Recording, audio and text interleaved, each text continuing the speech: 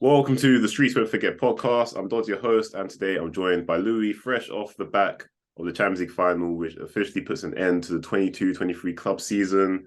Man City have done it. They've finally overcome the hurdle of winning the Champions League. Pep's finally overcome his sort of bane, if you want to say so, of not being able to win the Champions League without Barcelona. He's done it. He's done it with Man City. And yeah, first of all, man, we're gonna just react to the game. Louis, obviously you're you have interest in Inter Milan because of your Italian background. So it's interesting with that game for me because Inter Milan, we wrote them off a few months ago, but they played well yesterday, I think. Um like City were in control, I thought, but Inter Milan definitely, in terms of the way City have been handing out L's to Bayern Munich, Arsenal, Real Madrid 4-0. Inter Milan absolutely put in a great account of themselves yesterday. It wasn't enough. It wasn't enough. But overall, what are your thoughts on the 90 minutes of football that happened?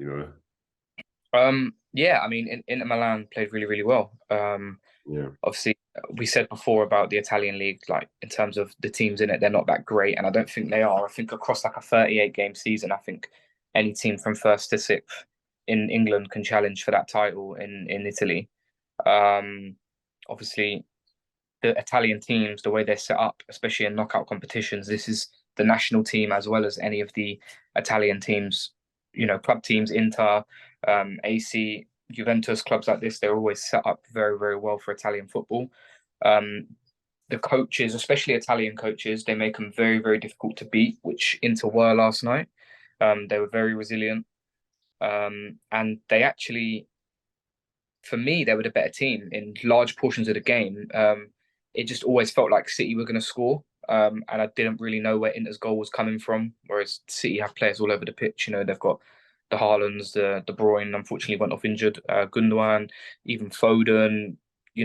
Guys like this. Bernardo's popped up with some great goals in the Champions League this year. They've got goals all over the pitch. And then Rodri, I mean, some might say an unlikely source, but it's proven to be quite a prolific goal yeah, scorer the last couple of seasons in big games as well. Always seems to pop up with this important goal. Um, and in those types of goals, I feel like midfielders hit them better than strikers do. mm, Because he just sort of caressed it into the far corner like perfectly. yeah, Um, for me, I expect better from Darmian there. Especially an Italian defender, I expect him to put his body on the line there, to stop that shot. I mean, obviously, in the heat of the moment, with how fast the ball's moving and how fast the players are moving, it's easier to judge when you're watching from the sidelines, per se. But there's a few mistakes I thought Inter Milan did. I think Simone Inzaghi starting Dzeko was a bit confusing. yeah. Um, Lukaku has been on an amazing run of form in the back end of the season. So I'm not sure why Dzeko started. Maybe he was trying to be loyal. Maybe, I don't know what the statistics are, but a lot of players score against their former clubs. It's something, I don't know whether it's a motivational thing, but for me, Lukaku, I know he became a bit of a meme after the game. I took the piss out of him as well, but I think he caused more problems in the 30 minutes he was on the pitch than Dzeko did for the 60 minutes he was on the pitch. Easily. Yeah. Um, so I'm not really sure what that was about. Um, Barella was pissing me off as well. Do you know what? I think he's a good player, but he's just, I don't know, he treats the ball like a hot potato sometimes. Agree. Yeah. Um, and then yeah, the fullbacks are a bit weird. The defensive set, I mean, it worked for the majority of the game, but I'm very surprised that Skriniar and De Vrij didn't play over Acerbi and Damian. Yeah. But hey ho, they almost got it done. I Yeah. was hoping they would.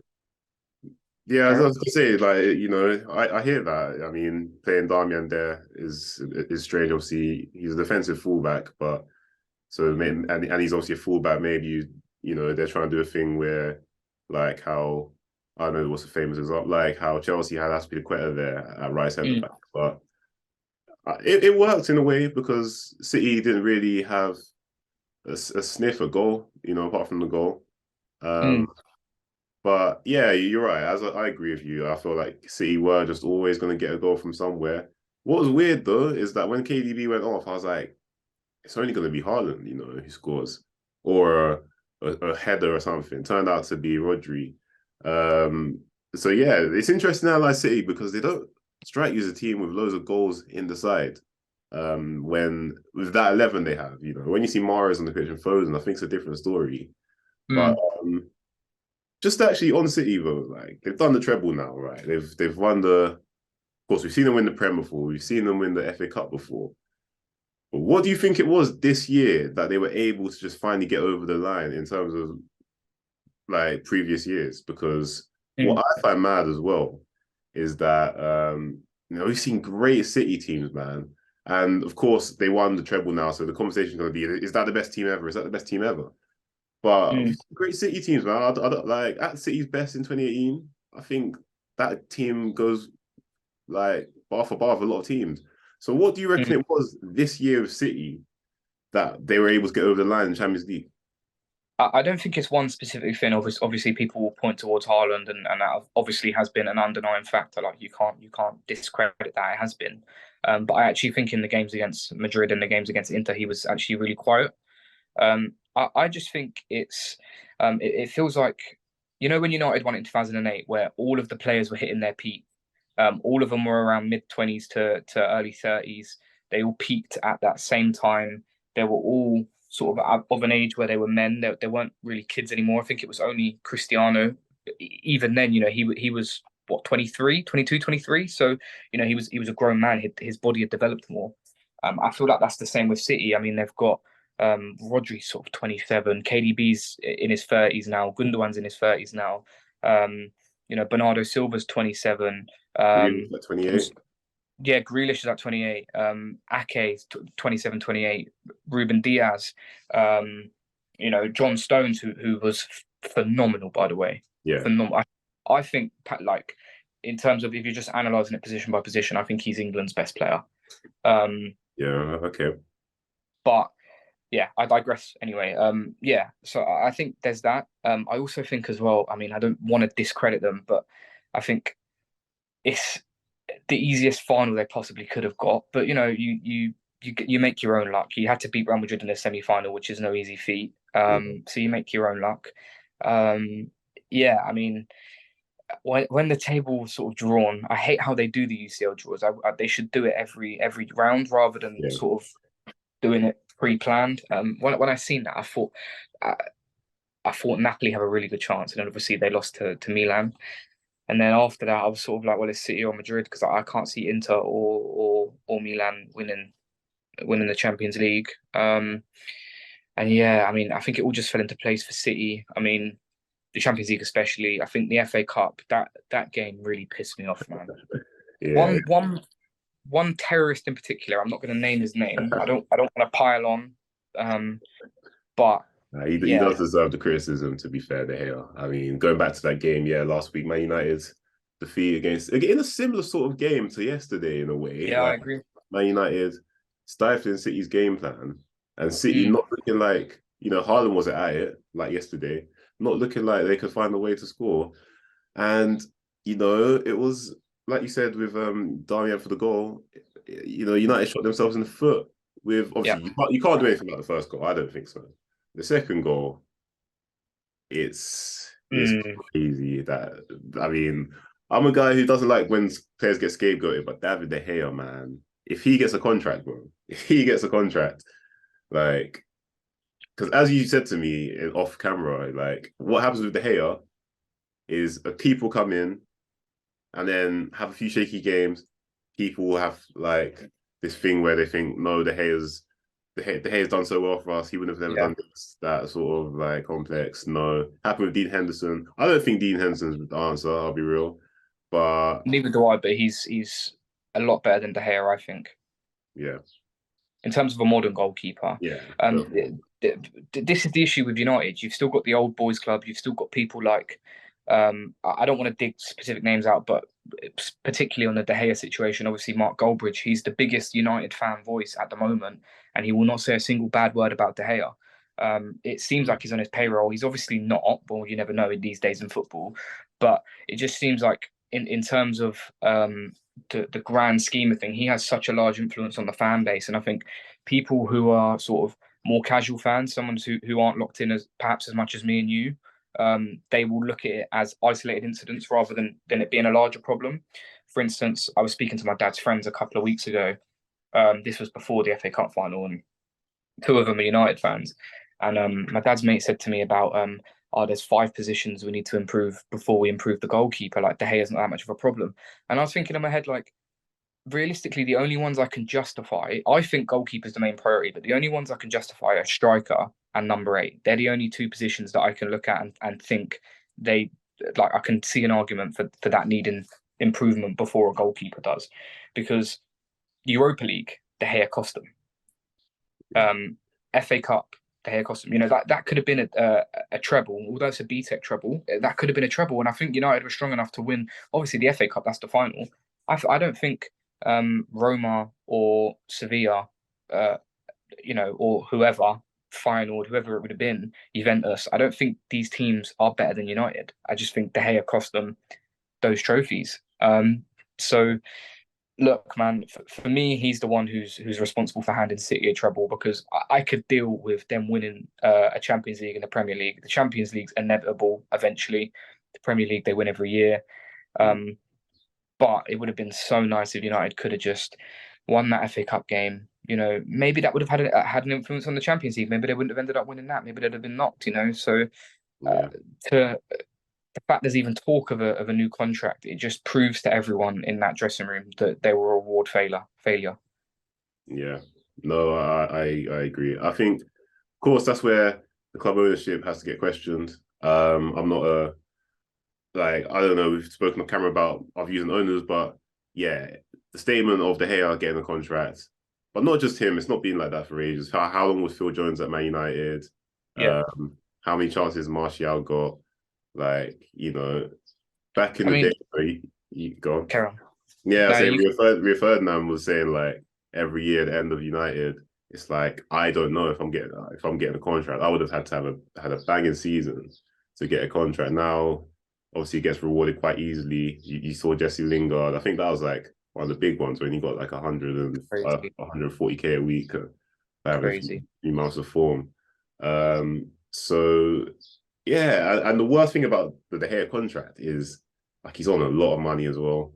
Yes. If he takes a pay cut, he's still gonna be rivaling most top players in the league.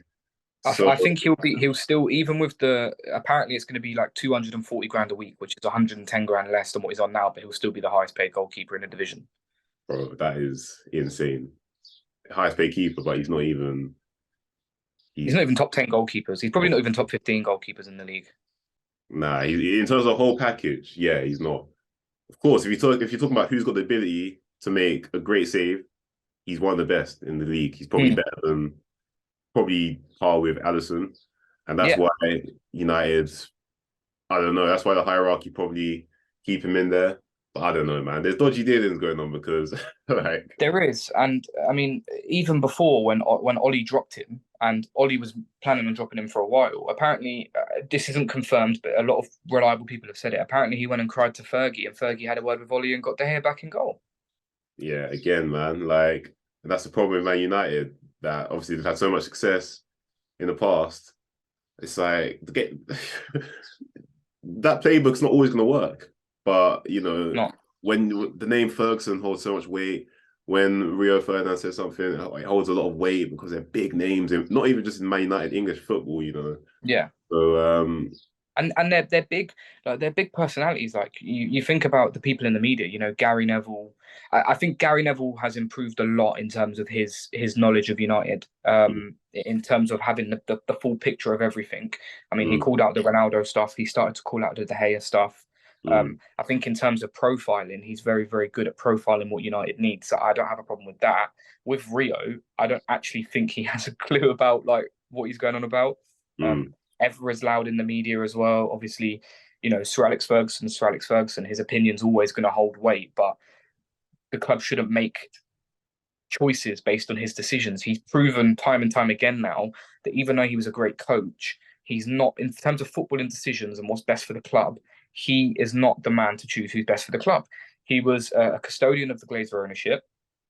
He was a custodian of having David Moyes. Obviously, he selected David Moyes. He was a friend of Ed Woodward. So he's, you can say he was a great coach. He was. He's probably the greatest coach. Now Pep is probably there now, but he's probably top two coaches ever. So, but look, that's coaching. That's not running a football club. You know, he had David Gill running the football club. He had other people running the football club other than him. He was coaching and stuff like that. So I think there's still a huge identity crisis there. I also think it doesn't help that Ten Hag doesn't actually know his budget, because are they being sold to the Qataris? Are they being sold to Jim Ratcliffe? Are the Glazers staying? You know, so I think that's why the paperwork hasn't been signed for De Gea yet, because I don't actually think Ten Hag wants him. I just don't think he's going to be able to have the money unless a new owner comes in to be able to sign a goalkeeper who is better than David De Gea. So I think if the ownership goes in, apparently we're meant to find out by the end of this week, but we've been hearing that for the past 4 months. So the end of next week, sorry. So to Friday, Saturday time, we should know who the preferred bidder is, and the process should almost be complete by then. But I don't think Ten Hag knows his budget, and obviously, you know, you probably have to prioritize striker. But then if you can't get Harry Kane, then you have to get Haaland. That gives you an extra 60 million, and then you know there's all these intricacies with the contract. But personally, if I'm David De Gea, I'm thinking to myself, like my time's done here. Let me go and enjoy Miami, or let me go and enjoy Saudi Arabia money, and you know let the club move on, and then 5-6 years when you decide to call it a day, come back in a coaching capacity. I'm fine with that. Like you've given a lot for the club, but I don't think. I think you have to. For him, if he is a United legend, which some people say he is, I think that's a little bit offensive to some of the people before him, to be honest. If he's a United legend, then he needs to act like one, because when Gary Neville knew it was his day, he retired. When Paul Scholes knew it was his day, he retired. When, you know, all of these guys who are legends knew it was their time. Even Rooney, you know, he knew he was getting towards the end, and he went to Everton. You know, I'm sure they would have offered him a new contract, because that's the type of club United are. You know, I think he needs to look at himself and say, I'm done here. I've done what I need to achieve. Either go to Spain or go to Saudi Arabia or the MLS and enjoy your retirement. I'm sure your wife would love that as well. Yeah, it's crazy because obviously we started off talking about City, and that's obviously a club extremely well run. Same City, a club terribly well. I mean, yeah, pretty poorly well run compared to City. Yeah. But it's just crazy because, you know, Man United fans, or Man United themselves, but also general media, you know, pride themselves on being the biggest club, the biggest club in Manchester for sure, biggest club in England. But yeah, in terms of the running of the club, it's bottom barrel at times, man. But we're gonna go back to City. We're gonna talk about Pep Guardiola in particular, and we're gonna have a little bit of fun. We're gonna do all-time Pep Guardiola 11, right? Because obviously, you know, Pep's done very well. Finally getting over the hoodoo. Really strange hoodoo, because I mean, for a manager so good, I don't know how he's not lifted the big ears since Barcelona with the teams he's had. But he's obviously only managed 3 clubs, but still a lot of top players. 3 top clubs in their country, though. Yeah, give or take. Yeah, Barcelona, Bayern, and Man City. I think the Barcelona job was impressive. I think the Bayern job was also impressive, but I think it was like he took over the champs winners, man. So it was impressive in terms of the football they played, but not in terms of like the magnitude of the job. Yeah, not impressive. I don't feel like he felt like he was at home there. In terms of like the financial capabilities of Manchester City to Bayern Munich are a huge club and they can get anyone in Germany they want. But outside of that sphere, they can't flex their financial power as much as what the English clubs can. And I think Pep knew that. And I think Pep knew going to City, you know, I'm gonna be able to get the players I want.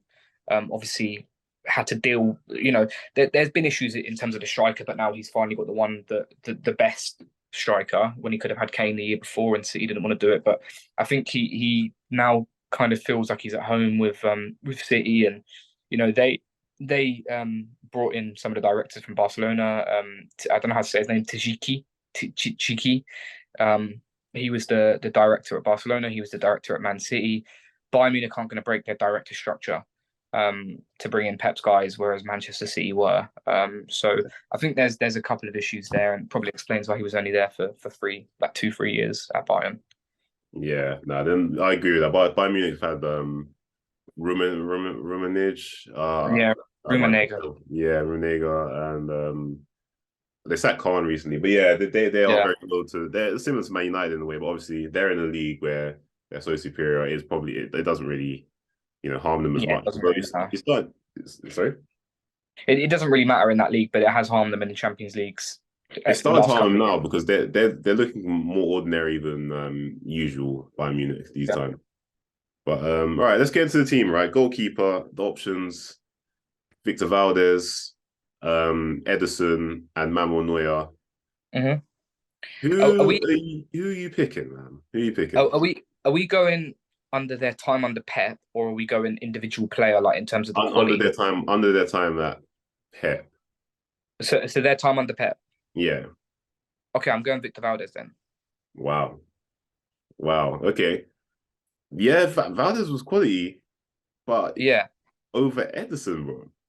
Well, yeah. I mean, Neuer even as well, though. I know, yeah. but Obviously, Neuer tailed off under Pep, I think. Yeah. yeah, he did. And like out of the three, Neuer is far and wide the best keeper. Like he's probably the best goalkeeper I've ever seen. And obviously he won the World Cup when Pep was manager of Bayern, but he didn't win as much directly under Pep. He was obviously, he was a great goalkeeper, but his best days weren't under Pep. I think if you're talking about solely under Pep, I think Valdez. I mean, he was a mainstay in that Barcelona team, the best team I've seen. Mm. But yeah, I mean, Ederson's obviously got a great shout. I admire Ederson hugely, but I Mm. just think Valdez, at the time, modern goalkeepers weren't really a thing. He was the first sort of ilk of modern goalkeeper. Yeah. And yeah, I'll go with him solely for his time under Pep. But if I was ranking like as goalkeepers individually, I'd probably have him third or second. Yeah. That's fair. That's fair. I mean, Valdez was quality for Barcelona all throughout, man. Barcelona actually slept on Barcelona legend in a way because he was there even when it was the Ronaldinho Eto'o days as well. Mhm. Sometimes he's with them. I would still go with Neuer because he had that year, I think Pep's first year, where he was sick for Germany as well and came. Actually, yeah, thinking about it, he won the World Cup. I'll go Neuer. I'll go Yeah, but Neuer. I Yeah. do hear the Valdez shout, 100%. I think I probably have Ederson isn't the keeper I've always rated, but this season his kicking ability is just too good, man. Like you can't. Bro. And in the modern game, like keepers, it's really weird. But shot stopping, you need to be a good shot stopper. Like, I see Ramsdale sometimes; he's not the best shot stopper, and it really annoys me some of the goals he lets in. But with XG, it's more about how like good are you at limiting quality Shot shots. prevention. Yeah, so that's why having a keeper good with their feet is way more important, man. Hence why we got Leno. Hence why City got rid of Joe Hart. Because Joe Hart on his day shot stopping wise is Yeah, probably better than Ederson. And yeah. for Brian, The but thing is, Edison's actually, as we seen last night, he's actually a very good shot stopper. is He obviously has his moments, but I yeah. think particularly in the Champions League this year, his shot stopping has been excellent. Yeah, unbelievably. And he's got aura now. Like they talk about the Schmeichel aura back in the day in terms of just couldn't score against him, so big in front of the goal. Ian Wright literally hated him because he never scored a goal against him in the league. Edson's getting that now. Like when that chance came to Lukaku yesterday, I just felt it wasn't going to go in, man. And I've Yeah, seen that so many times with Edson. Allison as well is another one who's had that. And yeah, and but to be yeah, fair to David De Gea, about 7 years ago, he had that as well. he did. As we saw that game that you went to, the Yeah, Man United Emirates 2017, I yeah. think. Crazy. He he would not like he conceded a lot of it, isn't it? Supposed to be fair, but in Mm. terms of shots that he should get nowhere near, he was Yeah, ridiculous.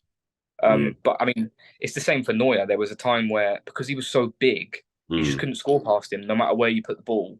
And he was so agile as well. Mm. Um, Obviously, we'll move on in a second. But one thing I want to add about Edison as well, that high claim he did in like the 92nd minute yesterday.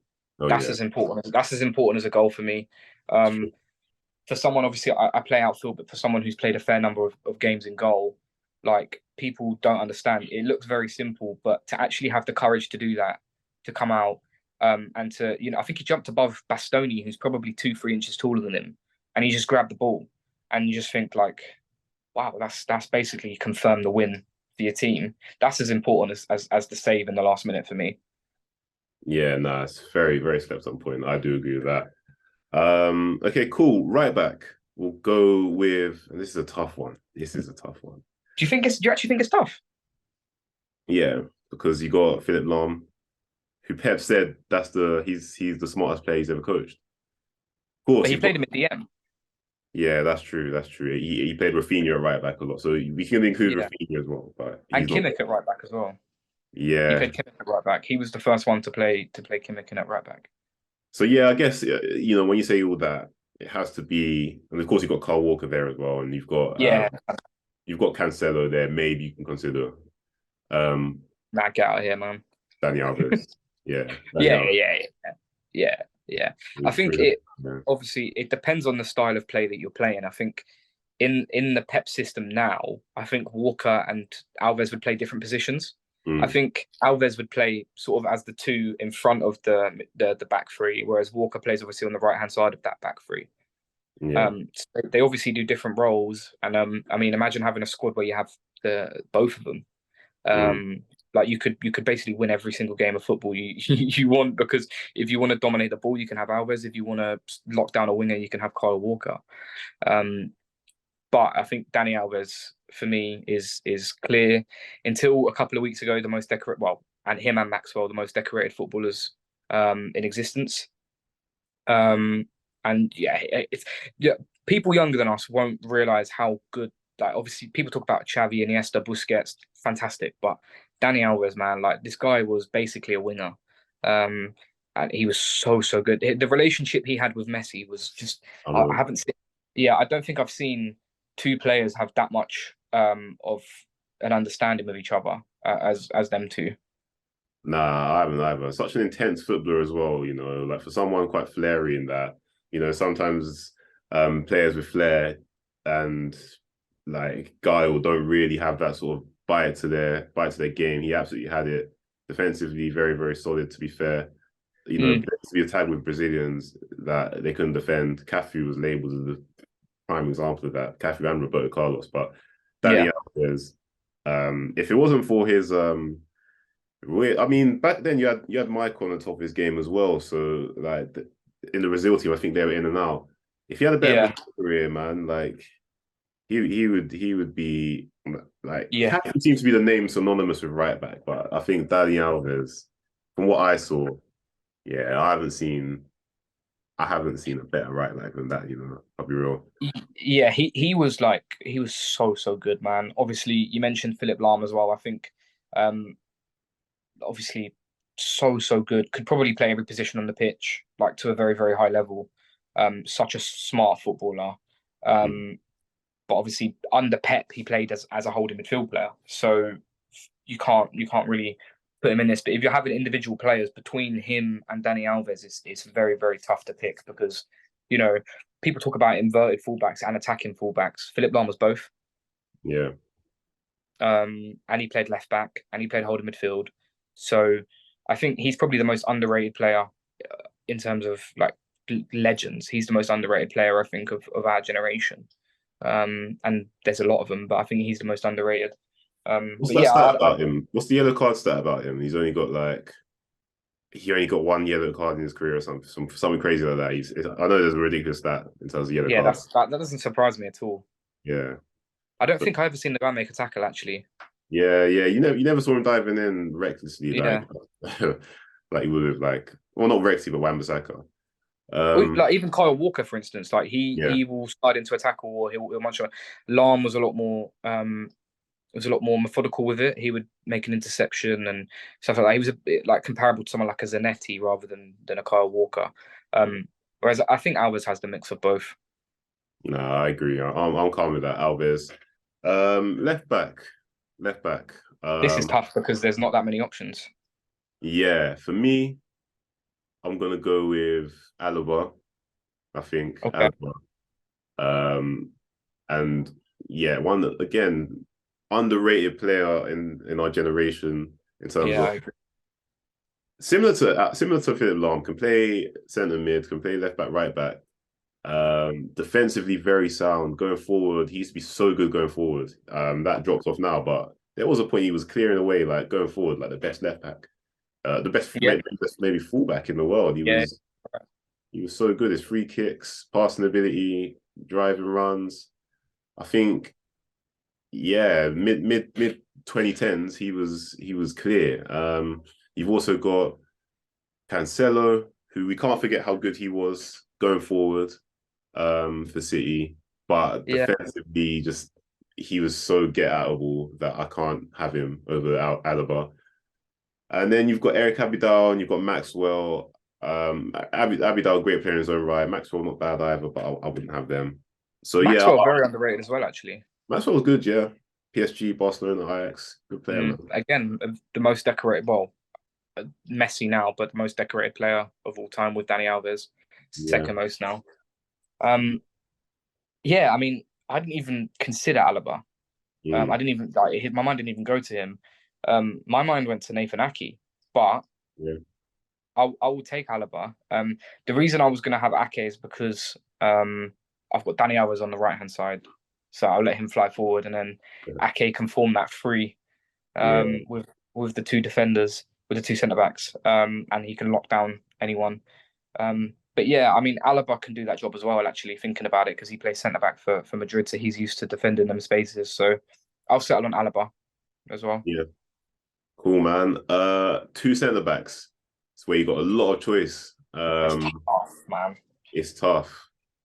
You've got obviously Puyo, PK. You got Mats Hummels. You got Ruben Diaz, John Stones, Vincent Company. Oh shit! Who's Didn't the even other player? consider company. Yeah, Company was very good in this. He didn't play that much for Pep in terms of like 38 game seasons, but when he played, Mm. quality. Um, I'm forgetting about who do you have centre back for Bayern? I know Alaba plays centre back sometimes, but Bachstuber? yeah, yeah, no, he was there. But Hummels, who was in that Dante? Mm, Yeah, it was Dante. It was Dante and Bachstuber. They were the two with yeah. Hummels. So Hummels regarded as one of the best full player centre backs of our era. To be fair, I wouldn't have him Again, in. hugely underrated, but yeah, I wouldn't have him in either. PK Puyol. See that I'm a bit torn the centre back. You know.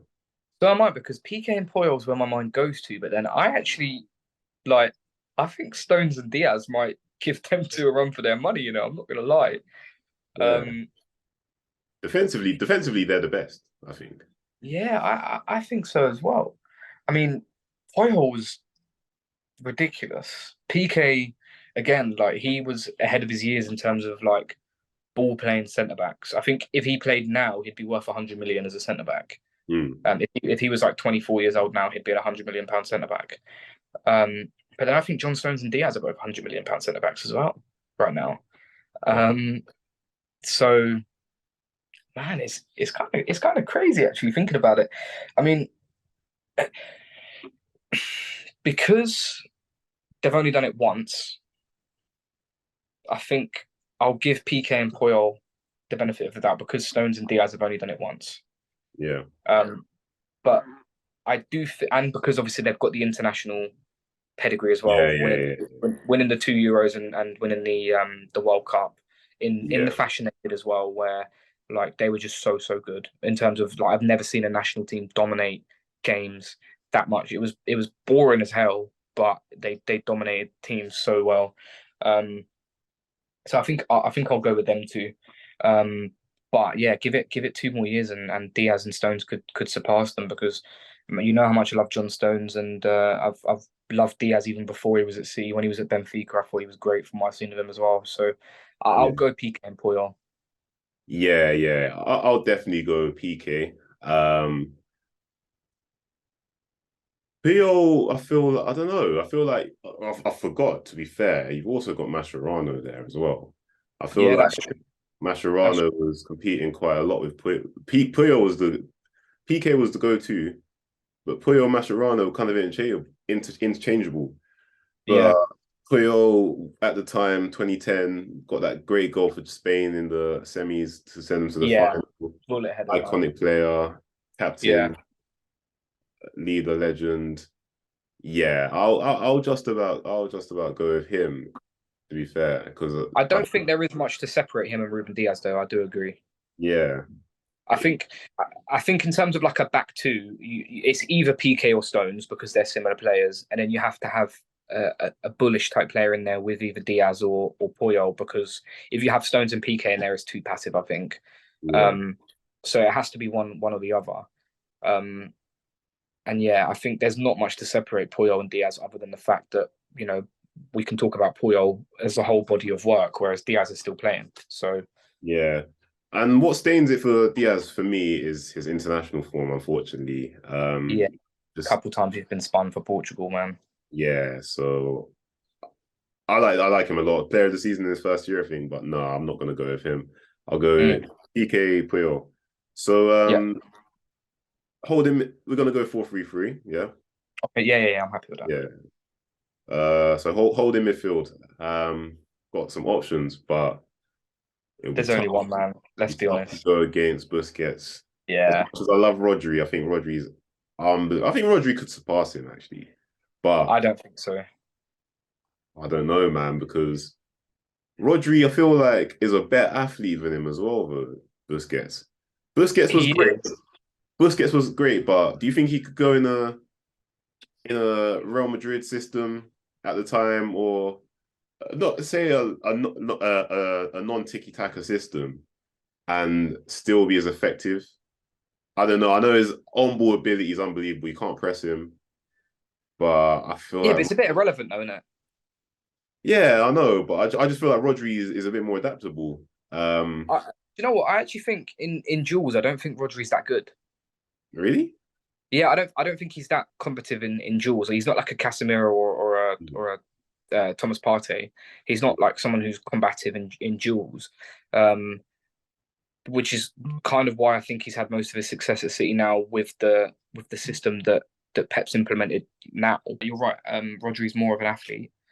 Um, but I don't think that side of Rodri's game's that strong, which is kind of why, in big games, Pep's played Fernandinho next to him, he's played Stones next to him. Um, I think, yeah, I think that's a kind of overrated aspect of Rodri's game. I mean, he had so much everywhere else. Um, but yeah, I think for me, Sergio Busquets is the best there's ever been in that position. And in terms of like playing out of a possession system, he wouldn't need to because he's that good where he would play for any possession team in the world and he'd be the number one choice. So press resistant. I don't think I've ever seen him lose the ball. Always the right pass. Always knows when to engage. And people forget as well, the guy's a unit, man. He's like 6'4". Yeah, yeah, Um, so I remember the game, obviously the famous game against United.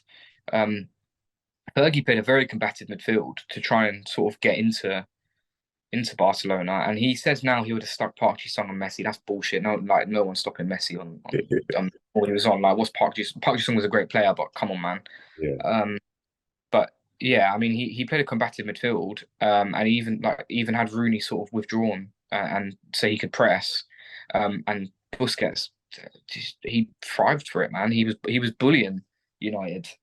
yeah, yeah. Nah, Busquets was top because when we think of the Barcelona midfield, everyone just says Xavi and Iniesta, man. But like Busquets was absolutely the glue to that, and for Spain as well. And it's no coincidence that he only came out of the first team. He hasn't come out of the first team. He chose to leave He this. hasn't. Otherwise, Barcelona will just renew him, keep playing him there every single year. Yeah, Um, I hear that. In terms of ability on the ball, Busquets is the best. Fernandinho was very good as well, but not for me. I wouldn't. Xabi Alonso as well, Bayern Munich. Yeah, Xabi Alonso was good at Bayern. Xabi Alonso was, yeah, he had some of his best years at Bayern. I don't know what happened. He had some sort of renaissance there. But Mm. And obviously Lahm as well was in that six yeah, at Bayern for Pep. So I'm gonna try and not let recency bias cloud my mind because it can. Busquets, how many Champions League? 3 Champions Leagues. How many league Yeah, titles? He was, the standard bearer at DM. probably Definitely. about 10 league titles. Yeah. So has to be him. Has to be him.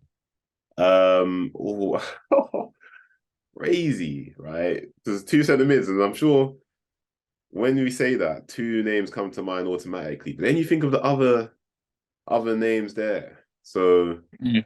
for the Man City players now, you got Gundogan and Kevin De Yeah, Bruyne, Bernardo Silva.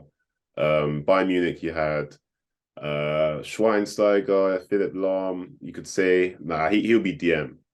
Uh, Alonso as well could play that. Alonso, who's there? Thiago, Yeah, uh, Muller.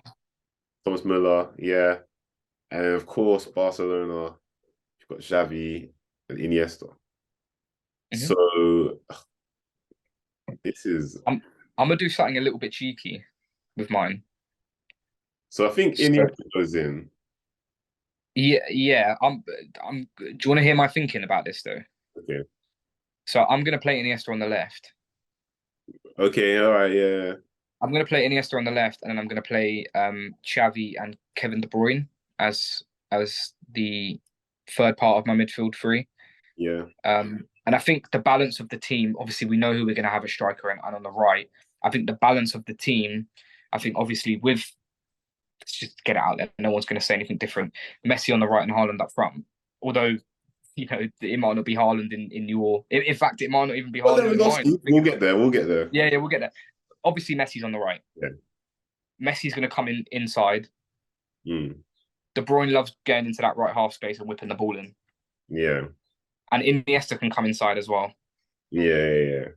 So I think with them two coming inside, De Bruyne can sort of do what he likes to do, where he's sort of like a second striker. Mm. And then he wouldn't. I mean, his in terms of like a tiki taka side, he's not like a tiki taka footballer. I think in that Barca team, he would be a little bit lost. But in the makeup of the team that I'm gonna play, I'd probably have him there. Although, yeah, man, like Thomas Muller's so underrated, bro. Like, Yeah. if you're talking about like you could have Busquets. You could probably go Busquets and Rodri and then have Muller as a 10. Like, but Yeah. Xavi's be there, hasn't he? Yeah. It's hard not to leave those two out, man. It's Like, hard to leave Thomas Muller out, bro, because you think like he's got what, like 200 goals, 100 plus assists, yeah. World Cup, league titles, 2 Champions Leagues. Also, I know this wasn't under Pep, but like Thomas Müller and but him in particular that day, 2013, ran rings around Barcelona, man, in the Yeah, semi-final. yeah. So it's so hard, man. It's And I actually think he's good enough to play in a tiki-taka team as well.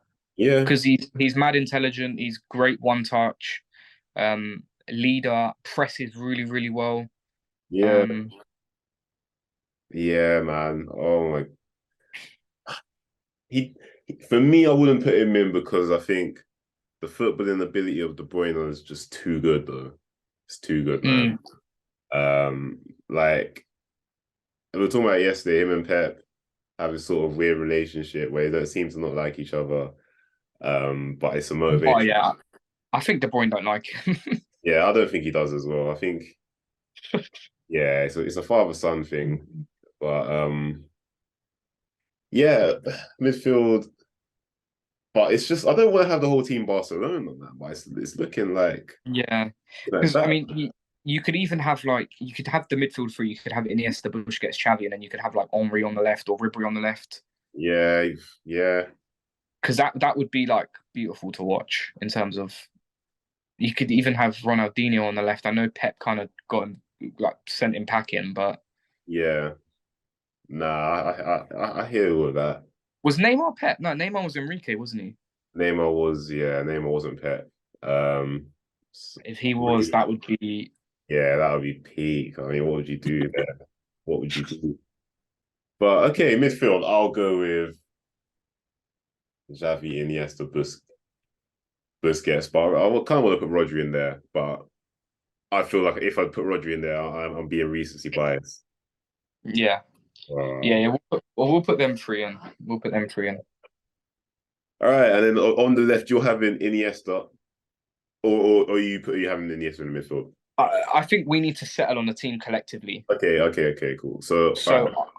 I will say the midfield three. I will agree with the midfield three that you've put in terms of Xavi, Iniesta, and Busquets. Even though I would love Kevin De Bruyne in there, I just think the system that Pep would ideologically play, I do think them three would be in there. Oh my days. De Bruyne left out feels criminal, man. De Bruyne left out. Is De Even Bruyne? Gundogan left out, bro. Gundogan's all Yeah, timer. true. Oh, yeah, isn't Iniesta And better than De Bruyne? yeah.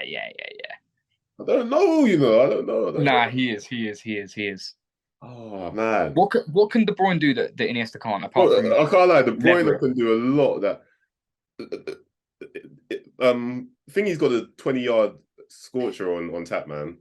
Kevin De Yeah, Bruyne. that's the only thing he's Yeah, got over Iniesta he's there. got a way better passing range than Iniesta, and Know I think about that Iniesta's still. got better close control, and he's a better like keeper of the ball. But I think Kevin De Bruyne is more likely to win you a match, man. Whereas Iniesta is probably Well, more likely to not lose you a match. I disagree with that though, because the biggest game of either of their lives, Iniesta was the one Yeah. who won the match. Yeah, and now Kevin De Bruyne has this big game allegations on him. But I can't ignore what I've seen over the past 5 years from KDB. It's the national form which ruins it because he's toast for Belgium, man, and And we're forgetting how good like Iniesta, like he was unreal. He was unreal. bro, he was like for Yeah, someone who didn't get that many goals and assists, yeah, he was like unbelievable. And do you need to get that many goals and assists when you've got Lionel Messi in your team either, really? yeah. Okay, that's true. That's true. You got Messi, but flipping no, that Barca 11 team was unreal. But flipping weird, bro, because Pedro wasn't the crazy but prolific, and neither was David Villa. But obviously Messi was getting 60 goals, so it didn't matter. All right, them three in midfield, them. That don't feel right though. That don't feel right. But May- Iniesta, Maybe we need to do like a spin-off video on TikTok where we do like we had a discrepancy where you can only have like three or like four per yeah, team. yeah, maybe next time we'll do that. Yeah. All right, left wing, you've got Ribery, you've got David Villa, you've got Sterling, you've got who else have you got? Sorry, I Sterling love feels Sterling, weird in but there. him, yeah, I love Sterling in it, but his name being there next to them after them too is kind of mad. But Sterling was putting up numbers for Pep though. Yeah, he was, bro. He was, and like again, man, Sterling. History's not going to look back fondly on him, but he was like He was quality. he was clinical, bro. Under Pep anyway. Yeah, there was that one year he nearly got the winner against Spurs. He was City's talisman that year, like because Kevin De Yeah, he Bruyne was, and Aguero was in and out of the team. and he had an amazing run for England as well. Exactly. But didn't ultimately didn't achieve anything with England. Yeah, he didn't. Uh, Obviously you've got Ribery, and I'll be real with Ribery, man. I've never loved him that much, man. Like he was good in it, and I think it's similar to Grealish. We've got Grealish as well. It's similar to Grealish in a way for me with Ribery. He was a very effective player, more effective than Grealish in terms of he had a better ball, he had trickery to his game as well. Um, but I don't know. I don't think he was a talismanic player like that. Hence I why. think I think out of the two, Robin was better for me. Yeah, I think so as well. A lot of people have Ribery though. Like I think it's Yeah. actually considered Ribery was better, but I don't. Robin was an You know why though, innit? You know why?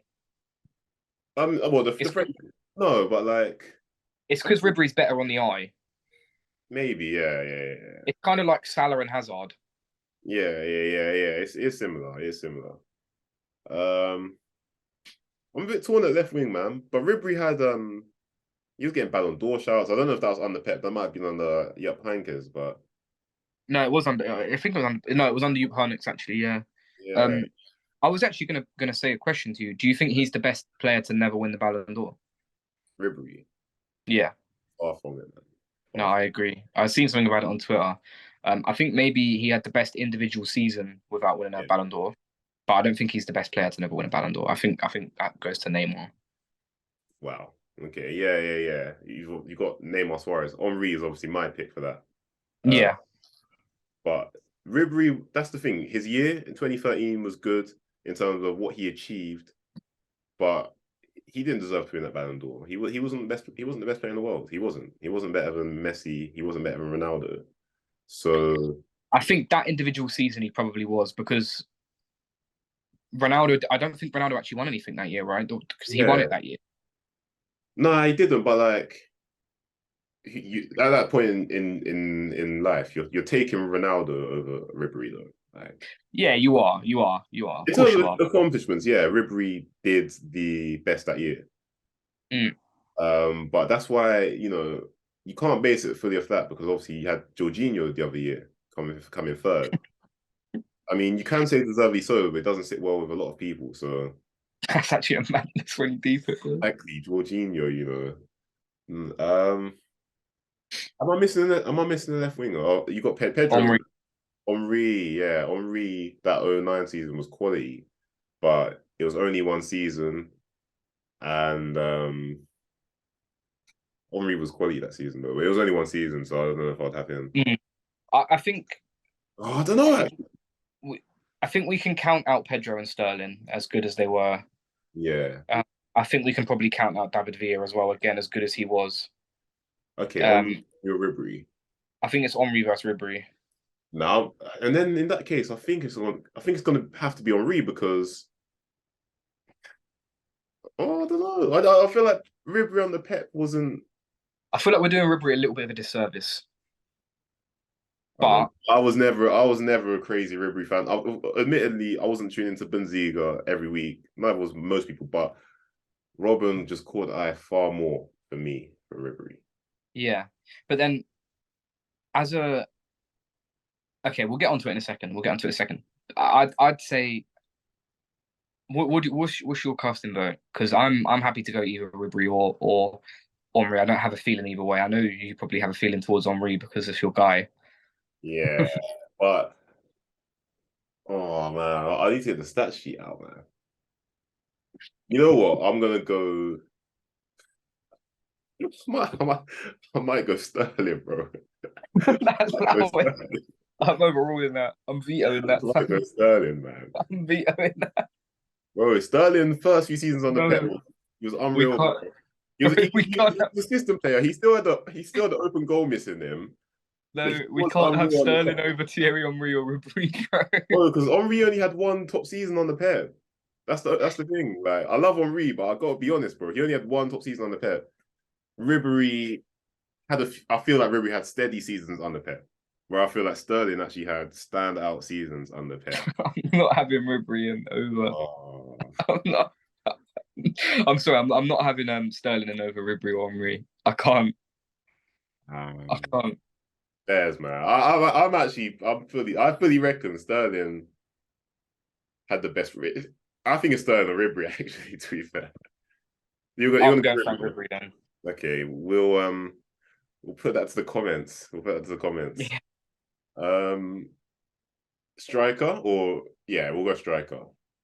yeah, Uh, because right wing's obvious, isn't it? yeah, right wing Or is it? could be Robin. Could be Robin. Mm-hmm. Nah, look, right wing obviously. We'll do probably the second best right winger, and then we'll also talk about Messi after. But what I was going to suggest was Messi in the false nine and Robin on the right. Okay, yeah, because Messi false nine 2011 was unbelievable, and it was a revolutionary position change. Uh, Mm. yeah, you've got Eto there as well, but again, Eto was one season, so I don't think you put him. I actually think for striker, I'd go with Lewandowski. I think I'd go with Lewandowski. And it's not a glamorous choice. It's not a glamorous choice, but bro, man had that 5 peat game, five goals in the game. Mm. You saw Pep's reaction to that, It's but true. It's true. he But didn't provide the fireworks that Haaland has. yeah, and I mean, yeah, I mean, you could have a case for. Nah, it's Haaland. It's Haaland. It's Haaland. Is it though? It is. It is. It is, man. It just is. Yeah, Haaland, it is. It is, isn't it?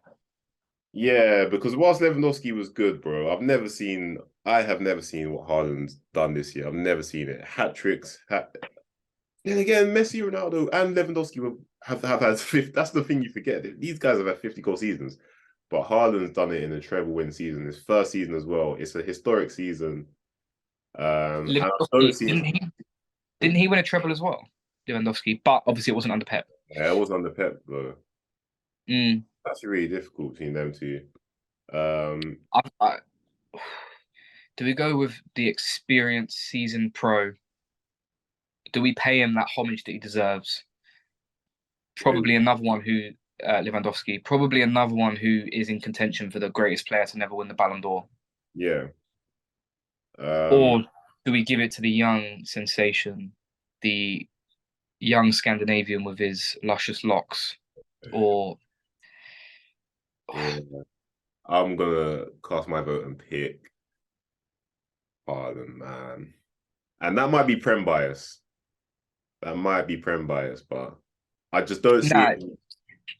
He's generational, whereas like this is the thing though. I'm bare torn. I'm as torn as you was in the last round, yeah, and the reason is Lewandowski has been doing this thing for like 10 years now.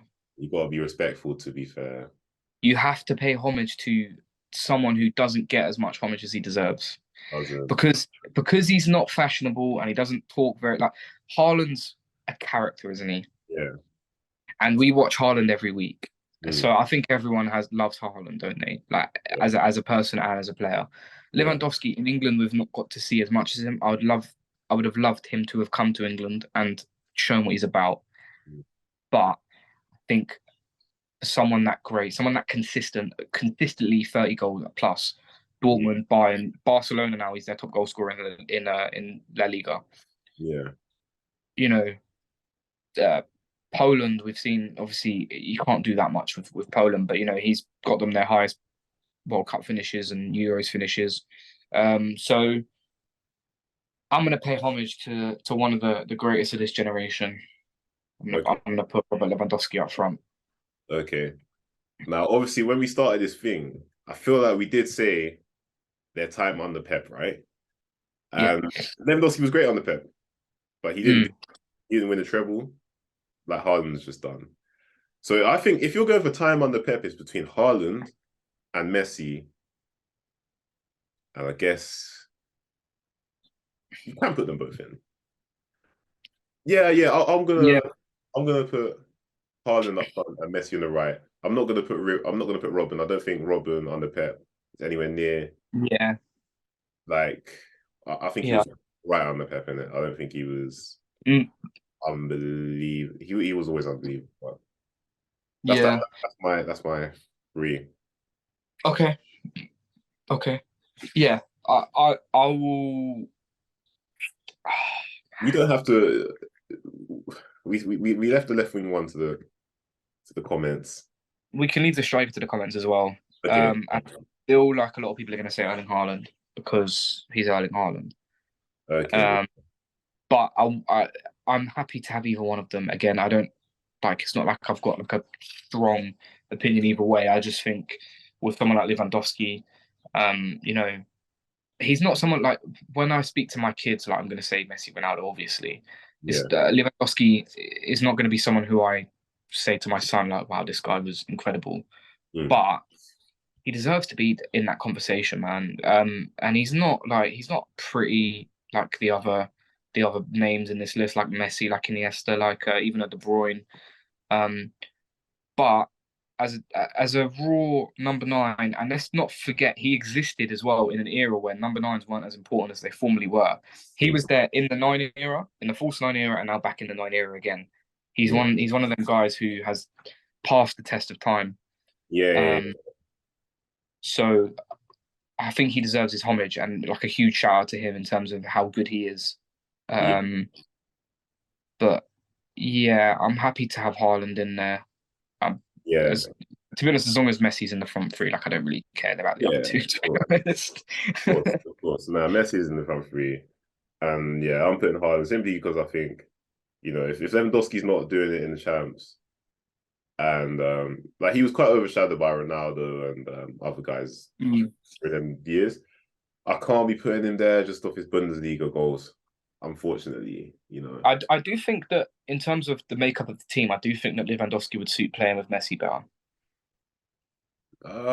Maybe.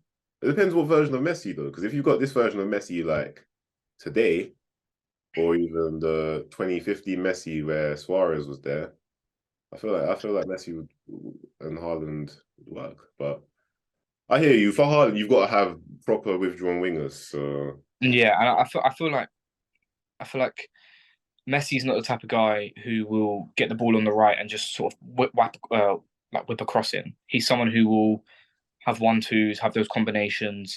He'll look for them little intricate touches, which Haaland's got in his locker, but I think Lewandowski's a master of that as well. fair enough, man. Okay, so we can't quite agree Mm. with that one. But overall, what was the team then? We agreed on Neuer and goal in the end, just I think. Yeah, so for our agreed team, Mm.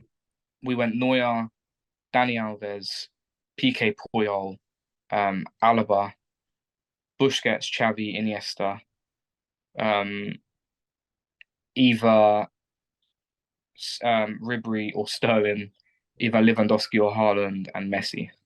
Yeah, that's it. That's it. And crazy some of the names we didn't get in there in terms of Kevin De Bruyne not in there, Gundogan not in there, Philip Robert, Lahm, Robert Philip, Xabi Alonso, Ruben Diaz, yeah, Rodri. Stones, current version of Stones, unbelievable. Uh, Yeah, but yeah, obviously moving swiftly on, good segue to now to Messi, who has it looks like he's joined Inter Miami. yeah, he's gone. It looks like it's a potential curtain call move on his career. He wanted to join Barcelona. Apparently, there's rumors that he turned it down because he knew that that's going to cost the club a lot of money. Long term wise, he thought it's better for the club and him to go their own ways. But as we've said off of here, it brings definitely, as well as the other moves that's happened recently, an end of an era, man, because Messi's not in Yeah, Europe anymore. You know, the standard bearer of football is not playing in Europe anymore. and Ronaldo as well. Yeah, Ronaldo's not, man. And this has been a rivalry since literally, growing up, bro. 6 years, 2006, bro. Literally Our from whole lives, basically, from what we can remember. yeah, every year, give or take, they've been top three in the Ballon d'Or. So yeah, it's obviously great for Messi that he's had the World Cup Mm. last year because you don't want one thing that's terrible in football is when players get remembered on a crap note. I feel like if he didn't get that World Cup, the PSG spell, which wasn't obviously he's still alright at PSG, it wasn't anywhere near as Barca days. I don't think he cared that much. Yeah, but you know, he might not have, but yeah, yeah, obviously there was high expectations with with Neymar and Messi and Mbappe. Um, but yeah, there's other factors as well. Mm. Why it didn't work out. But yeah, like what what's your take on the move actually in terms of him going to Inter? I think it's very easy to look at it selfishly because I want to watch Messi week in, week out. And, you know, for the romanticist in me, I want to see him return to Barcelona. But, you know, as I get older, I sort of realize now sometimes you just let a chapter be. Mm, Sometimes, once you've left somewhere, you need to just leave that as it was. Appreciate the happy times you had with a football club, or whether that's someone in your life who's no longer here, or you no longer see anymore. Sometimes you just have to let that chapter go and not go back there, because I think when something's as beautiful as the Messi and Barcelona saga was, you know, you want to see that back. But I think we've seen from Ronaldo, going back to Manchester United, sometimes when you go back to that X wasn't the same as how you left them. mm, And sometimes you're reminded why you left them. mm, And I think Messi would have had the same thing going to Barcelona. I think he would have walked into a very different club to the one he joined when he was a youngster, and a very different club to the one he left, even though it was 2 years ago. And I think from the PSG stuff, where he probably wasn't appreciated as much as he should have been, because PSG don't owe Lionel Messi anything. So why would they respect him the way Argentina do and the way Barcelona do? Um, I think for his family, for his wife and his kids especially, Miami's probably the perfect place for him. You're not going to be If he went to Argentina, he would not be able to leave the house, because he's God. And it's a very quiet life in America for him. You know, Shout out Fiago for this. Fiago. I'm sure you know him. But 71% of the population of Miami are Hispanic or Latino. So obviously there's the whole integration language thing, which I think he struggled with in France. He only speaks Spanish. So there's that. And I think the overall pressure of playing in America is going to be nowhere near as great as it is with Barcelona. And I think he's leaving Europe on a high note. He's left Europe as the most decorated footballer ever. He's left Europe as a World Cup winner. He's left the world, Europe as for me the undisputed GOAT. So go and enjoy your retirement in the MLS. They're very, very lucky to have you. I wish I got to see Messi in England. Yeah, I'm sure he will love Miami. It's a great city. As I said, a lot of it's home to many Latinas and Hispanics. So yeah, I think it's a great move for him. If he wanted the money, he could have gone to Saudi Arabia, but something wouldn't have sat right with me with the greatest player of our generation going to Saudi Arabia just for money. I think in America it's more than just money. I think his family is the key to that decision. But I also think it's still a competitive enough level where he's going to be fit to play in Copa America and maybe the next World Cup as well. And who knows, maybe he gets a loan to Barcelona in the MLS off season, and he can come back to Europe and win that Champions League again, because it coincides with the Champions League knockout stages. So maybe he still gets Ronaldo's Champions League goal record. You never know, man. You never know. Yeah, maybe. It would be weird though, like MLS getting Barcelona getting that sort of treatment. The Landon Donovan, the David to Everton, the David Beckham to Milan treatment. But I think I agree with that. I think if he went to Barcelona, it just wouldn't have been the same dynamic, man. You've got Lewandowski there now. You've got these young players who they're building something at Barcelona. And whilst Messi's not he's not got the ego that Ronaldo has. Him coming into your club, it's noise, Of course. because of his name, because of what he means to the club, it's noise. So it's like the dynamic will just change from we're growing as a team to like Man United. They were building, and they signed Ronaldo, and then Ronaldo became the focus. Now, obviously, I don't expect Messi to come out and do Piers Morgan interviews, but Of course not. I think it'll be more, yeah, on and off the pitch, like training and tactically. I think just wouldn't work out. And I think as well, sorry to interrupt you, I think it would have pissed a few people off because Barca obviously would have had to let a few players go.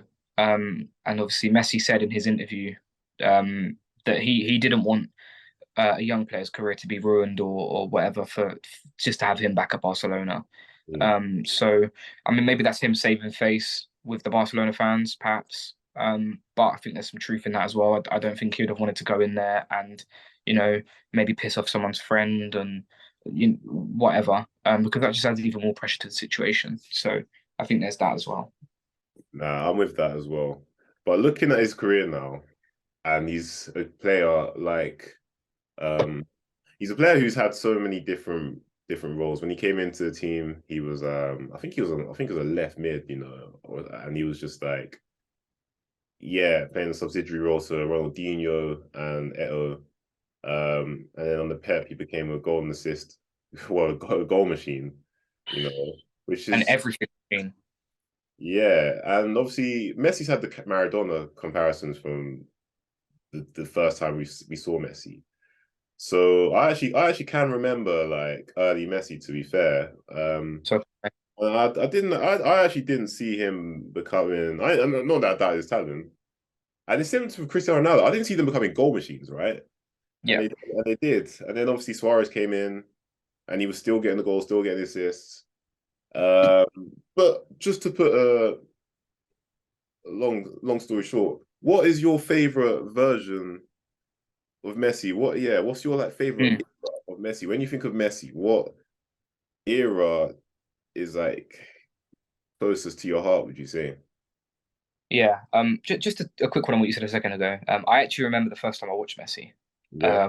I'm fairly certain it was when he came off the bench against England for Argentina. Oh yeah. And my dad, he done one dribble was one of the first things he did, and my dad said that's Maradona. Yeah. And obviously, my dad watched Maradona a lot growing up, as viewers of the channel will know. And my dad said to me, he goes, "That's Maradona." And Yeah. I think I and remember. yeah, Yeah, I think I remember that. I think England won 3-2. I think Owen scored the winner. But yeah, I'll say my first. First I heard of Messi, random game. Chelsea play Barcelona, and I think Barcelona won 2-1. Messi was wearing some bright green kit. I think Robin. I know what you're on about. Yeah. I think Robin kicked him or something like that. He was taking P90s on. Yeah. Robin or a player called Del Horner might have kicked him, got a red card because Messi was running rings around him that day. But yeah, no, continue with what your version is. It's a funny one actually. What's the closest Messi to my heart? Because you'll remember I was a Ronaldo man for a very long time. Yeah. I was a Ronaldo man for a very, very long time, and I still love Ronaldo. It's just obviously there's stuff involved where I don't not as much anymore.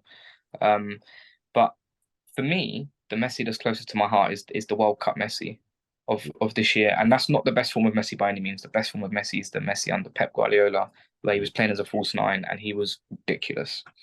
For me, the best form, the most loving form, like the close to my heart of Messi is the World Cup Messi, just because I respect a man who shows up when the pressure's the highest and the lights are the brightest. And that was his last chance. Let's be real. That was his last chance. And, it was written in the stars for him to win it. But as we know, football doesn't go to the script. And it almost didn't go to the script, Yeah. The new boy in town brought it back for France. And them two they just had a big dick competition in that final game, man. I'm not gonna lie. they they were just like slapping each other over the face with it, basically. And the emotion that I'm obviously not an Argentina fan. I'm an England fan. If England aren't there, I want Italy to win. But for me, that final game, I felt like I was Argentine in that final game. Watching those penalties, I was nervous. I couldn't watch Messi's penalty, and it was a shit penalty, by the way, in the shootout. Yeah. I don't know how the aura just Uh, didn't reach it. Like it was right next to him, man. It was a terrible yeah, penalty. it was a shit penalty, but it went in. And obviously he'd scored in that game already twice, so he done his job in essence. But he went that extra mile, and I think that's the version of Messi. That's the moment of Messi where I will tell my kids when I Yeah. have them about, because look, you can't quantify someone who's been that good for that long. You can't pick a specific moment, but for me, that's the moment where I felt like I was with him in that stadium, even though I wasn't. I wish if there was one thing in my life that I would give both my legs and both my arms forward to be in that stadium that day, I would give both my arms, both my legs. I swear to God.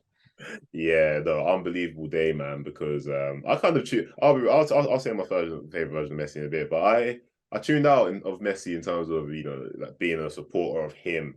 But that was unbelievable, man. And I've watched that game back highlights. I watch it back like every couple of weeks, man. I swear, like unbelievable. Just him getting the 3-2 goal. You think he's won it, and then they come back again, and then the penalties, and then even obviously the assist against Croatia is in my head for that as well. Mate, and the assist against the Netherlands as well. Yeah. Unbelievable. It was a classic World Cup for a player. But the point I got into Messi, what I'd say was when that game against Arsenal, be real, man. I was And going to say that. it's mad because these times as well, like I'm 10 years old, like so if I'm not if we get done, like I hated Rooney, I hated Drogba, man, because they were just always.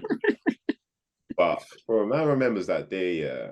Watching, we went 1-0 up. Ben, I don't know how we went 1-0 up, and then I think like Messi gets the ball, deflected short, Riche's back to him, shoots again, top corner. I'm like, what, bro? I'm like, what the hell's going on? This guy's a machine. Unreal, and he scores hat trick before half time. And sometimes you just gotta be like, you know, what can you? This is greatness. This is Yeah, what can you do? what can you Was do? that the game where he lifted it over Chesney's head and then Nah, it wasn't. It was the game where he scored four. He scored a chip goal, and then that was another game against Arsenal. He's terrorized us a few times, but the day he scored four was I remember probably. that, actually? I thought we Yeah, yeah. lost. He didn't win champs that year, but I remember he was unbelievable. I think that day as well, Xavi weren't playing, Iniesta weren't playing. He was unreal, man, and he went to World Cup that year, and I don't know what happened. He didn't score a goal or assist for Argentina. But I honestly remember watching that. He was 22 years old. And I was like, bro, it's the GOAT, bro. I was like, this is actually the GOAT, bro. Especially because obviously Ronaldo was in the Prem just before that, so I was used to watching Ronaldo. Yeah. So Ronaldo's obviously like clear of him, but nah, Messi, bro, like till 09 to 2012, for me, that's my favorite. Probably the Messi close to my heart. I got a Barca kit them times as well. I had Messi in the back, man. Orange kit. It was too big for me. It fits me now, but yeah. I think the honorable mention though is the 2019 sort of period where Messi had, where Liverpool knocked them out eventually. But it's known as the Messi carry job year because he was unbelievable for Barcelona. Yeah, it was the carry job year, and Ousmane Dembele kind of fucked it, didn't he? Yeah. Dembele messed up, and I don't know what happened at Anfield. Well, they just they got what happens to team when teams go to Anfield. I guess they just Yeah, over Barcelona Football Club got overruled by the occasion. I mean, you never think that, but yeah, it was a messy carry job. yeah, I also remember as well another quite lackluster Barca team when the United beat PSG with the great comeback that great night in Paris, and yeah, I was in a hotel. I was doing training for work. I was in a hotel in London, and I sat in the bar at the hotel. I had a couple of beers and I watched the game. And I remember Messi that day. I think he scored two goals. Again, Messi carry job. And it was a De Gea mistake, which you see all the time when you watch these clips back. yeah, Um, but yeah, man, that's. There's just so many times where he's been part of like a lackluster Barca team and pulled through to league titles. Obviously, the back end of his career, the Champions League has been kind of elusive for him. But yeah, yeah. like you can pick about any player, you can pick silly little things. I think you just have to appreciate the greatness and appreciate what he's done, and he's given us so many moments, man. Yeah, no, he really has, man. Honestly, cup final goals, the one against Bilbao 2015. I Bro, think he I got still another. watch that. Yeah, Yeah, I watch that Bilbao go once a week. yeah. Swear down. The one reason the yellow kit, he scored a goal. I think his last season, the Barcelona in the cup final, was in the yellow kit. Solo goal, couple 1-2s. I think that might be against Bilbao as well. He scored. Bilbao as well. It is against Bilbao, yeah, Yeah, he scored some unreal because goals. that was when Ansu Fati thanked him for winning Yeah, them a title. yeah. And then obviously you can't forget the goal against in the Bernabeu 2011 against Real Madrid. Busquets with the greatest assist of all time. And then yeah, Yeah, that's actually the moment I changed from Ronaldo fanboy to Messi. yeah. Obviously, I was 11 years old and I watched it, and I remember watching it by myself. My dad had gone to bed, and I remember literally thinking, What? I have never seen anybody in my life do that with a football ever. Yeah, crazy man. Literally there's so much. I mean, football's an amazing sport, but he really he makes it art, man. Like that Getafe goal is Ankara Messi, Ankara Messi, everything go, about go. it. The commentary Iconic. and like, being like, I don't know how old I was probably about 7, seeing the side by side Maradona thinking, wow, it's the same goal. Like, Yeah.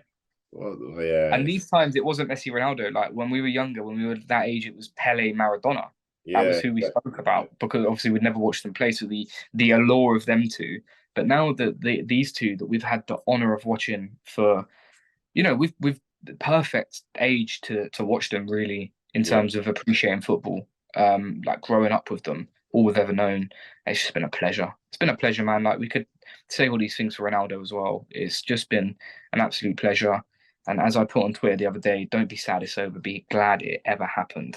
Nah, for real, honestly, like we've had nearly 2 decades of unbelievable football from these guys in every competition: World Cup, Euros, Copa America, League, and who knows? Who knows? It might not even be fully done. We might even get another a classic Copa America. We might get another classic World Cup because I don't think these guys letting off anytime soon. I think Ronaldo probably should because he'll be 42 when the next World Cup rolls around. But nah, Messi, I expect him to be there, 39 years old. I don't know how good he'll be.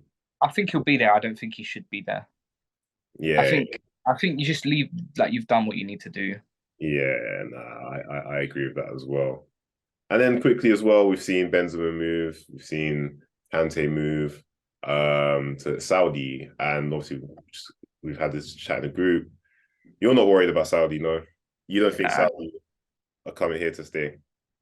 no, I don't. No. I know they're not serious because they're not investing in the infrastructure and the youth academies and stuff like that. They just want the biggest names to put themselves on. It's new fancy toy syndrome. I'm not worried. They're signing loads of retired men.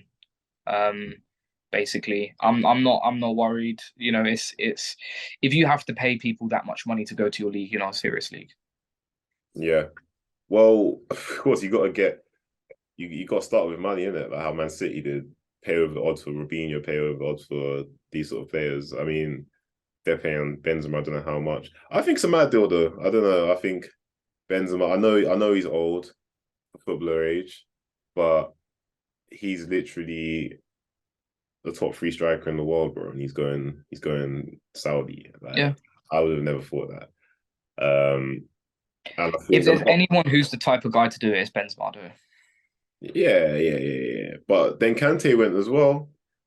You know. Yeah, I think Kante's reasons are different for Benzema's. I mean, obviously there's money involved in Kante's, but like he's around the corner from Mecca. He's a good Muslim man. Like he's gonna, Yeah. that's the holy land for him, isn't it? Whereas I think Benzema's gonna love the dosh and being able to be a rock star.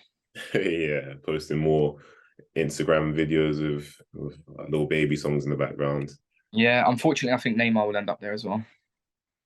Yeah, that's the thing. And then you've got Neymar, Ronaldo, and Benzema in that league. And Neymar's only 31, so you're slowly lowering the age, and then you'll But he get said he was done with football a couple of years ago, didn't he? yeah, I guess so. I guess so, but he's still his brand is like the third biggest in football behind Messi and Ronaldo. Yeah, Mbappe's probably got a bigger brand than that actually, but I don't know, man. I feel. Did you see Neymar at the Was it the Lakers game the other day? nah. But basically, yeah, he's sat there and he's courtside with Vinny Mm, Jr. and yeah. Casemiro's also in the crowd, but Casemiro's not courtside for some reason. Um, he's not rated like that by Yeah. the Americans. But obviously, they do the presentation thing, Yeah. and it was like in pitch side soccer star Neymar Jr. and he's like that on the camera, and Vinny Jr. is right next to him. They don't even introduce him. Oh my days, man. That is so disrespectful, man. The country that's trying to say like, we're pushing football now. You don't even know guys like Vinny Jr., bro. That's terrible. That is awful, man. And Neymar's on Fortnite as well. Yeah, it's true. He's done with football, which is obviously a shame, but not everyone can have these 15-year peak careers. Neymar's had a great career himself. Of course, there was talks of him being like undoubtedly Brazil's best player ever when he was coming through, but he's up there. He's one of them, So Underachieved or overachieved, do you think? He's definitely not overachieved. I think he's underachieved massively. He's underachieved. I think I do think the PSG deal made a bit of sense. I know people Oh, don't. it did. It did. It did. I think it made sense. Go there, be the guy, and cement yourself as outside of Messi's shadow. But yeah, he's been injured and whatever. But nah, we can't forget the World Cups as well for Brazil, where he's been overshadowed by certain players as well. It's really weird though, because every time I watch Neymar, I think, bro, this guy's top, man. This guy is sort of like it's not like with Özil where he has stinker games. Most times I watch Neymar, he's unreal. But He's extremely effective most games as well. yeah, but there are just some games he's really not effective. I don't know. Yeah, he So rubs people up the wrong way as well, I think. yeah, so I think he's underachieved. If I have to choose between both of those, he's underachieved. But obviously, he's not like a streets won't forget baller or anything. Like Oh, of course not. No, he's an all-timer. he's an all timer, yeah. But if you're talking where they'll place him, it's a grey area with guys like Bell and whatever. Like he's not clear of those guys. He's not clear of Robin. He's not clear of certain players. He might be better, but not clear. Whereas Yeah, Messi I agree. and I don't know if he's even. I don't think he clears Suarez as well. I think Suarez. And Ronaldinho as well, probably. Yeah, yeah, yeah. Obviously, we had that debate. We had that debate in one of the first ever podcasts. Yeah, yeah, yeah. And of course, nostalgia is a factor, but Maybe nah, we can revisit that when we next hit Dutch up. I'm sure he's a yeah. very busy man, but Right, we'll have to do that soon, man. But definitely yeah, that's been it, man. We've reached the end of the season, but we're not going to stop here. More episodes to come. some Uh, big things. yeah, big things to come, man.